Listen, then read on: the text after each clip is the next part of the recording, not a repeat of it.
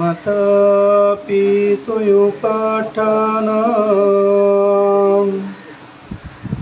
পুত্তদারো সসঙ্গঃ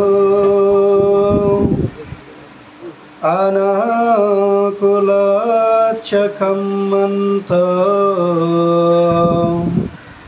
এতং মঙ্গলমুত্তমন্তি।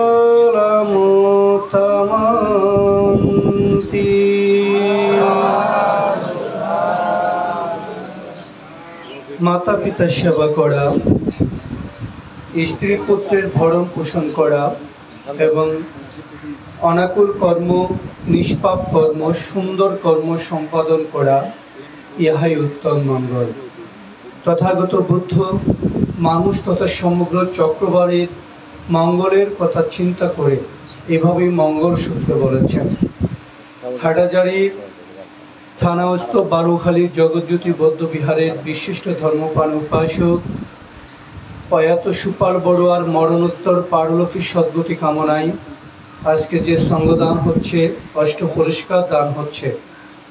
উক্ত সঙ্গদান, অষ্ট পুরস্কার দানের দেশনার শুরুতেই আমি জগৎ পূজ্য মহাকারণিক বুদ্ধকে অবনত মস্তিকে শ্রদ্ধা চিত্তে বর্ণনা করছি। আজকের অনুষ্ঠানের মহামান্য সঙ্গ প্রদান, মহামান্য প্রধান অতিথি, বিশেষ অতিথি, প্রধান সদ্ধর্মদেশক সহ অনুত্তর পুণ্যক্ষেত্র ভিক্ষু সঙ্গের চরণে বন্দনা করে পরলোকগত উপাসক সুপাল বাবুর মরণোত্তর পারলৌকিক সদ্গতি কামনায় এবং আপনাদের সকলের জয় মঙ্গল কামনায় আমার ভিক্ষুত্ব জীবনের সকল পুণ্যরাশি দান দিচ্ছি। আপনারা গ্রহণ করে সুখী হন। আজকে মূলত একজন পিতার উদ্দেশ্যে অষ্ট পুরস্কার দান দেওয়া হচ্ছে, সঙ্গদান করা হচ্ছে, সর্বোপরি পুণ্যদান করা হচ্ছে। পৃথিবীতেই পিতার থেকে মহা তেজস্বী সূর্য, মাতার থেকে মহা তেজস্বী সূর্য আর একটাও নেই। এটা একেবারে অপ্রিয় সত্য কথা। আমার ভিক্ষুত্ব জীবনে 17 বার মহাতীর্থ ভ্রমণ করার সুযোগ আমার হয়েছে। সর্বশেষ 2019 সালে আমি তীর্থ ভ্রমণ করতে গিয়েছি। আমরা যে গাড়িতে করে গিয়েছি ওই গাড়িতে প্রায় 43 জন তীর্থযাত্রী ছিলাম। এই 43 জন তীর্থযাত্রী যখন সমগ্র তীর্থ ভ্রমণ করে সর্বশেষ আমরা বুদ্ধগয়া এসেছি, বুদ্ধগয়া দর্শন করার জন্য। তখন আমরা সেখানে 2 রাত 2 দিন ছিলাম। আমার মনের মধ্যে সুপ্ত বাসনা ছিল যে এই বুদ্ধগয়ায় বসে তথাগত বুদ্ধ বুদ্ধি জ্ঞান লাভ করেছেন এবং এই বুদ্ধগয়ায় বসে তথাগত বুদ্ধ বুদ্ধের দর্শন রচনা করেছেন, বুদ্ধ ধর্ম প্রবর্তন করেছেন এবং এই তথাগত বুদ্ধ এই বুদ্ধগয়া থেকে বুদ্ধের সাম্রাজ্য প্রতিষ্ঠা করেছেন। সুতরাং এই বুদ্ধগয়া মানুষের কাছে কতই না পবিত্র। এই পবিত্র বুদ্ধিবৃক্ষমূলে বজ্র আসনের অতি কাছে যদি আমি ধ্যান করতে পারি, যদি ধর্ম চর্চা করতে পারি, আমার অসংখ্য কল্যাণ সাধন হবে, আমার অসংখ্য মঙ্গল হবে, আমার অসংখ্য পুণ্য হবে। এই চিন্তা করে আমি একদিন খুব ভোরে আমি বুদ্ধগয়ার বজ্র আসনে গিয়েছি, গিয়ে ধ্যানে বসেছি। ধ্যানে বসে যখন স্মৃতি করলাম তখন দূর থেকে কোথাও জানি একটা কান্নার শব্দ আমি শুনতে পেয়েছি। চোখ খুলে দেখলাম বজ্র আসনের সে পখাটে মাথা থাপড়িয়ে থাপড়িয়ে এক বৃদ্ধ ক্রন্দন করছে। আমার খুব খারাপ লেগেছে, একজন বৃদ্ধ মানুষ কেন পাথরে মাথা থাপিয়ে থাপিয়ে ক্রন্দন করছে। আমি গেলাম, দেখেই শুনতে পাচ্ছি আমাদের চট্টগ্রামের ভাষায় ওই বৃদ্ধ সেখানে বলতে লাগলো, ওহো বুদ্ধ, ওহো ধর্ম, ওহো সঙ্গ, আমি কেন এত কষ্ট পাচ্ছি, আমি কেন এত দুঃখ পাচ্ছি, আমি কেন এত যন্ত্রণা পাচ্ছি। বুদ্ধ ভগবান, আপনি আমার সকল যন্ত্রণার উপশম করুন, আমি এই যন্ত্রণা থেকে মুক্তি চাই। তার চট্টগ্রামের ভাষা শুনে আমি পিঠাহাত দিয়ে দেখেছি এই লোকটা আমাদের সাথেই তীর্থ ভ্রমণ করতে এসেছে। আমি তখন মানুষকে জড়িয়ে ধরে সান্ত্বনার সুরে জিজ্ঞাসা করলাম, উপাসক বাবু, আপনি কেন ক্রন্দন করছেন, আপনি কেন কাঁদছেন? এটা তো পবিত্র জায়গা, আপনি দর্শন করতে এসেছেন বুদ্ধের চারিতীর্থ, সুতরাং আপনার মনে তো আনন্দ থাকার কথা, আপনার মনে তো উচ্ছ্বাস থাকার কথা, কিন্তু আপনি কাঁদছেন কেন? তখন উপাসক আমাকে জড়িয়ে ধরে চিৎকার করে ক্রন্দন করতে করতে বলল, ভান্তে, আমি পাপ করেছি, আমি এমন পাপ করেছি যে পাপের ফল আমি মুহূর্তে মুহূর্তে ভোগ করছি, আমি সুখ পাচ্ছি না। ভান্তে, আজকে আমি বিদ্ধ হয়েছি, আমার সাথে আমার স্ত্রীও বিদ্ধ হয়েছে। আমার 3টি পুত্র সন্তান আছে, একটি কন্যা সন্তান আছে। তাদের অর্থের অভাব নেই, তাদের বিত্তের অভাব নেই, কিন্তু ভান্তে, এই 3জন পুত্র একজন আমার সাথে থাকেন না, একজন কন্যা সেও আমার সাথে থাকে না। তারা প্রতিষ্ঠিত, তাদের ঢাকাতে চট্টগ্রামে বিশাল বিশাল বাড়ি আছে, ফ্ল্যাট আছে, সেখানে তারা তাদের সন্তানদেরকে নিয়ে অবস্থান করছে। আমরা যে তাদের জন্মদাতা পিতা, আমরা যে তাদের জন্মদাতা মাতা, তারা সেই খবর রাখছে না। আমাদের ভাগ্য এতই নির্মম। তখন আমি উপাসককে জিজ্ঞাসা করলাম, কেন উপাসক, আপনার ভাগ্য এত নির্মম কেন? তখন উপাসক বলল, ভান্তে, কর্ম যে খারাপ করেছি। বুদ্ধ যে বলেছেন, কাম্মাসা তুমি কাম্মাদায়ক, আমি যে কর্ম করব সেই কর্মের ফল আমাকে অবশ্যই ভোগ করতে হবে। ভান্তে, আমি যখন যুবক ছিলাম, বিবাহ বন্ধনে আবদ্ধ হয়েছিলাম, তখন আমার অর্থের অভাব ছিল না, আমার বিত্তের অভাব ছিল না, ধন দৌলত প্রাচুর্যের অভাব ছিল না।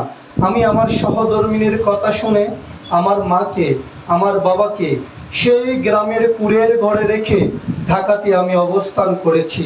আমি মায়ের খবর নিইনি, বাবার খবর নিইনি, বাবাকে অন্ন দান করিনি, মাকে সেবা করিনি, বাবাকে ওষুধ দিইনি, মাকে ওষুধ দিইনি। যখন বাবা মৃত্যুবরণ করেছে, গ্রামে গিয়েছি, সেখানে অনিত্য সেবা করেছি, বড় বড় সঙ্গদান করেছি, দান দিয়েছি। একইভাবে যখন মা মারা গেছে, মাকেও অনিত্য সেবা করেছি, সঙ্গদান করেছি। কিন্তু ভান্তে, আমি জীবদ্দশায় তাদের সেবা করিনি, তাদের ভরণ পোষণ দিইনি, তাদের মাতৃপূজা পিতৃপূজা থেকে বঞ্চিত করেছি। আজকে আমি বিদ্ধ হয়েছি, আমার স্ত্রী বিদ্ধ হয়েছে, ঠিক একই কর্ম আমরা ভোগ করছি। আমরা যদি ঢাকা টাউনে আমার বাবাকে নিয়ে আসতাম, আমার মাকে যদি নিয়ে আসতাম, যদি আমি মাকে সেবা করতাম, বাবাকে সেবা করতাম, তাহলে আমার সন্তানরা সেগুলো দেখতো, তারা শিখতো, তারা জানতো পিতাকে কিভাবে সেবা করতে হয়, মাতাকে কিভাবে সেবা করতে হয়। ভান্তে, আমরা সেটা করিনি, সন্তান শিখেনি। সন্তান যেহেতু শিখেনি, সেহেতু সন্তানও আমাদেরকে তাদের সন্তানের সকল অধিকার থেকে বঞ্চিত করেছে। আমরা এখন সন্তানের সকল অধিকার থেকে বঞ্চিত। ভান্তে, পাপ করেছি, পাপের ফল ভোগ করছি। আজকে বুদ্ধ গয়ায় যখন অনেকেই মায়ের উদ্দেশ্যে সঙ্গদান করছেন, বাবার উদ্দেশ্যে সঙ্গদান করছেন, ভান্তে, আমার তখন সে মায়ের কথা মনে পড়ছে, আমার বাবার কথা মনে পড়ছে। আমি যদি ইচ্ছে করতাম, বাবাকেই হয়তো সেবা করতে পারতাম, মাকেই ভরণ পোষণ দিতে পারতাম। আর আমি যদি মাকেই ভরণ পোষণ দিতাম, বাবাকেই যদি ভরণ, ভান্তে, আমরা মানুষ হিসাবে ব্যর্থ। এই জন্য বুদ্ধ বলেছেন, মনুষ্য জন্ম অতীব দুর্লভ, অতীবই দুর্লভ, অতীবই দুর্লভ। আমরা অতীত জন্মে অসংখ্য কর্ম করেছি, কুশল কর্ম, পুণ্য কর্ম, ভালো কর্ম। এই কুশল কর্মের ফলে এই জন্মে আমরা মানব জীবন লাভ করেছি, কিন্তু মানব জীবন লাভ করে আমরা এখন কুশল থেকে দূরে আছি, সুকর্ম থেকে দূরে আছি, পুণ্য কর্ম থেকে দূরে আছি। ভান্তে, বর্তমানে যে আমরা পুণ্য করছি না, কুশল কর্ম করছি না, ভালো কর্ম করছি না, এই জন্য আমাদের ভবিষ্যৎ আমরাই একেবারে অন্ধকার করে রেখেছি। উপাসক উপাসিকা মণ্ডলী, এই কথাগুলি বলার কারণ কি? ভগবান তথাগত বুদ্ধ বলেন, ব্রহ্মাতি মাতা পিতারু পূর্বে আচার্য উচ্ছরে, যে ব্রহ্মের যে মহা 4টি গুণ আছে, মেত্তা, করুণা, মুদিতা, উপেক্ষা, সেই সমগুণ আমাদের পিতার কাছে আছে, আমাদের মায়ের কাছে আছে। অথচ সেই ব্রহ্ম সদৃশ্য পিতাকে, সে ব্রহ্ম সদৃশ্য মাতাকে আমরা পূজা করি না, আমরা তাদের বৃদ্ধকালে সেবা সুস্থতা করি না, যার কারণে ব্রহ্ম পূজা থেকে, ব্রহ্ম পূজা জনিত পুণ্য থেকে নিজেকেই আমরা দূরে রাখি। দূরে রাখার কারণে সেই কর্ম আমাদের ভোগ করতে হয়। আপনারা জানেন, আপনি বুদ্ধগয়া গিয়েছেন, সারনাথ গিয়েছেন, কুশীনগর গিয়েছেন, যেখানেই যান না কেন আপনাকে সেখানে কঠোর পরিশ্রম করতে হবে, অসংখ্য অর্থ ব্যয় করতে হবে। কিন্তু অসংখ্য পরিশ্রম করে গেলেও, অসংখ্য অর্থ ব্যয় করে গেলেও সেই ইট পাথরের তীর্থগুলি কখনই আপনার মাথায় হাত বুলিয়ে বলবে না যে তুমি বাংলাদেশ থেকে এসেছ, আমার জন্য, আমাকে দর্শন করার জন্য অনেক কষ্ট তুমি করেছ, অনেক পরিশ্রম তুমি করেছ, সুতরাং আমার বুকে একটু করে আসো, তোমাকে শীতল বাতাস দিই, তোমাকে একটু পিছে দিই। সেই ইট পাথরের তীর্থগুলি কখনো আমাদেরকে এইভাবে স্বাগতম জানাবে না। কিন্তু আমরা যখন কঠোর পরিশ্রম করে গৃহে ফিরি, আমার মা অপেক্ষা করেন আমার সন্তান কখন আসবে, তখন মা শীতল পানি দেয় পান করার জন্য, বিছন নিয়ে আছে আমাকে বাতাস করার জন্য, আমি ভালো আছি কিনা, সুস্থ আছি কিনা মা অন্তর থেকে আশীর্বাদ করেন। মায়ের মতো মমতাময়ী, পিতার মতো আদরণীয় এই পৃথিবীতে কোথাও নেই। যদিও আমরা স্ব কর্মের ফলে জন্মগ্রহণ করি, তথাপি আমাদের জন্মের মূল উৎস আমরা পিতাকেই ধরে নিতে পারি, আমাদের মাতাকেই ধরে নিতে পারি। বুদ্ধকে একসময় প্রশ্ন করা হয়েছে যে তথাগত বুদ্ধ, সৃষ্টিকর্তা কোথায় আছে, সৃষ্টিকর্তা কোথায়? তখন বুদ্ধ নীরব ছিলেন। বুদ্ধ বলেছেন, যে প্রশ্ন অনর্থক, যে প্রশ্ন যুক্তিহীন, সেই প্রশ্নের কোনো উত্তর নেই। কিন্তু আমাদের যে সৃষ্টিকর্তা আমাদের মা, আমাদের যে সৃষ্টিকর্তা আমাদের পিতা, সেটাও কিন্তু আমরা অস্বীকার করতে পারি না। মা যদি গর্ভধারণ না করতেন, পিতা যদি আদর করে মানুষ না করতেন, আমরা পৃথিবীতে আসতাম না।